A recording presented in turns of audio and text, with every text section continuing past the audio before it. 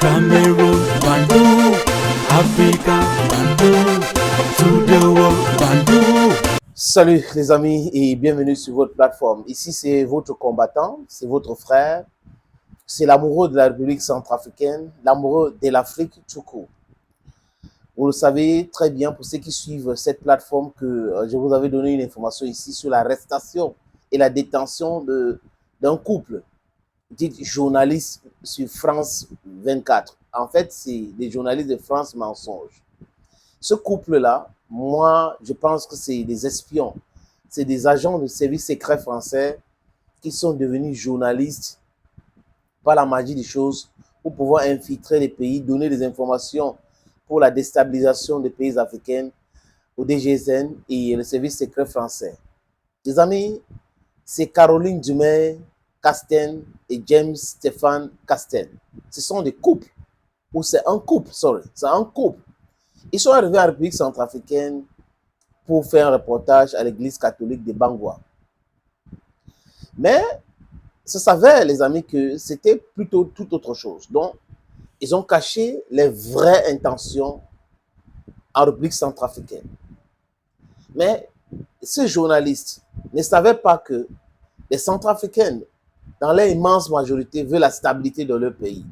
Et à chaque fois qu'ils voient des choses qui se passent pas comme il se doit, ils informent aussi les autorités. Et les autorités actuelles en République centrafricaine, du moins le gouvernement géré par Touadéra, est en train de faire un travail formidable.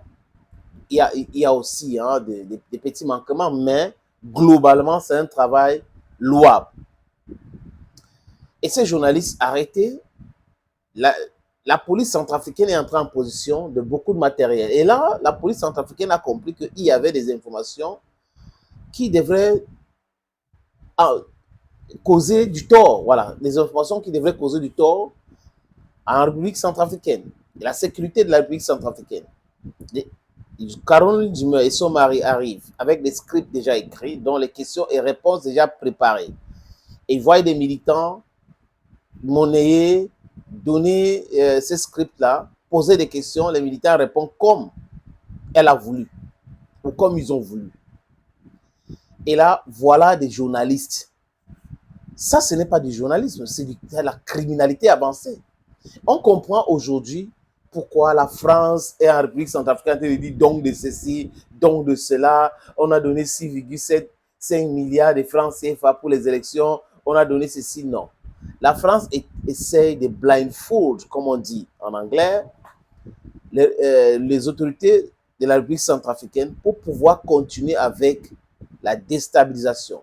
La France pense que c'est uniquement à travers la déstabilisation de la République centrafricaine qu'elle peut continuer de prétendre être une puissance économique mondiale. J'ai écouté une radio un jour et un soi-disant expert dit la France est 5e puissance économique.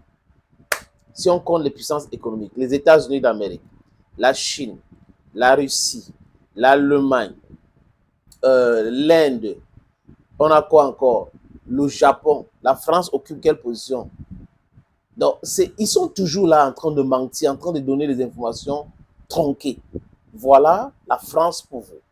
Et la plupart de ces soi-disant journalistes français, je répète encore les amis, ce sont des mercenaires. Ceux qui sont en Afrique là, ce sont des espions. Ils sont là pour donner des informations au service secret français. Et ils travaillent, je suis sûr, en étroite collaboration avec les ambassades. Parce que les services secrets français sont logés dans les ambassades. Ils prennent les informations vitales pour un pays et ils activent la déstabilisation. Sinon, Caroline Dumais ne devait pas entrer en République centrafricaine comme quelqu'un, un journaliste qui vient pour un reportage sur l'église catholique de Bangwa et après commencer à interviewer les militants, les drogués, les terreaux, les va nu-pieds, les hors-la-loi pour les demander de ne pas déposer les armes et autres. Voilà le rôle de Caroline Dumais. Donc, ça veut dire que c'est ce qu'elle est en train de faire en Afrique du Sud. Mais ça ne peut pas prospérer là-bas ou au Zimbabwe. Parce que je crois qu'elle a travaillé pendant longtemps de ce côté-là. Et le ministre de la Communication de la République centrafricaine était donc obligé de faire une sortie, les amis. Il a parlé à la presse. M. Maxime Balalou a expliqué devant la presse pourquoi ces journalistes avaient été arrêtés. Il parle là de la sécurité de la République centrafricaine que c'était nécessaire de détenir ces journalistes-là pour la sécurité de la République centrafricaine. Parce qu'ils avaient des informations très importantes, top secret, des informations pour la déstabilisation du pays, dont il fallait les détenir et les essayer de les squeeze, les pousser dans les derniers retranchements pour avoir toute autre information et les commanditaires. Mais on connaît, on n'a même pas besoin de demander c'est qui est derrière. Emmanuel Macron est au courant. Parce que si l'ambassade de la France à Bangui est au courant, si le ministre des Affaires étrangères français est au courant, si les services secrets sont au courant et envoient ces journalistes-là sur les fausses prétextes, ça veut dire qu'Emmanuel Macron est au courant. Donc, il est responsable de tout ce qui se passe là. Voilà des gens qui viennent prétendre être les démocrates, qui partent à Djibouti, mentir comme ils respirent. Un pays qui veut toujours continuer à maintenir les bases militaires chez les autres, qui avait refusé qu'on installe une base militaire chez lui. Vous comprenez que c'est des gens totalement incohérents. Il n'y a rien de cohérent dans ça. Donc, ils pensent que c'est la déstabilisation, le pillage et tout ça là. Travaillez votre économie. Rendez votre économie compétitive, M. Emmanuel Macron. Si vous êtes incompétent, ben, la seule chose à faire, c'est de démissionner. D'ailleurs, il y a les républicains qui demandent de démissionner. Je crois le Front National, l'ancien Front National, Rassemblement National, RN, demande de démissionner. La France Insoumise aussi demande de démissionner. Tout le monde demande à Emmanuel Macron aujourd'hui de démissionner parce que c'est un jupitérien. Mais bon, ce n'est pas uniquement le problème d'Emmanuel Macron. C'est pour cette raison que je parle de la France. Donc, les institutions en France travaillent pour la déstabilisation de l'Afrique. C'est à nous de dire stop à cela. Donc, en République centrafricaine, comme on avait arrêté ces journalistes-là, je crois que le message doit être clair qu'il faut se comporter comme les pays de l'AES. Les pays de l'AES avaient déjà compris. Ils ont interdit France 24, RFI. Et au Niger, c'est BBC qui est entré aussi dans la danse. Parce qu'ils veulent faire de la complicité. Cette complaisance entre BBC et les autres, il faut arrêter avec cela. Ou vous êtes des journalistes, ou vous êtes des espions, ou vous êtes des éléments de service secret. Vous ne venez pas dans le pays de quelqu'un, prendre les informations vitales et envoyer chez vous pour la déstabilisation de ce pays. Et vous croyez que vous êtes des journalistes. Et quand on va vous bannir ou suspendre, vous dites que entrave à la liberté de la presse. Non, la liberté de la presse, non, c'est pas la presse. Vous n'êtes pas de la presse. Vous n'êtes pas de la presse. Vous êtes des agents doubles. Et vous avez vu les images qui avaient circulé, les amis, du président Touadéra qui était allé à Ouagadougou pour une thèse en mathématiques et il a rencontré son homologue, son frère, Ibrahim Traoré. Ils ont discuté.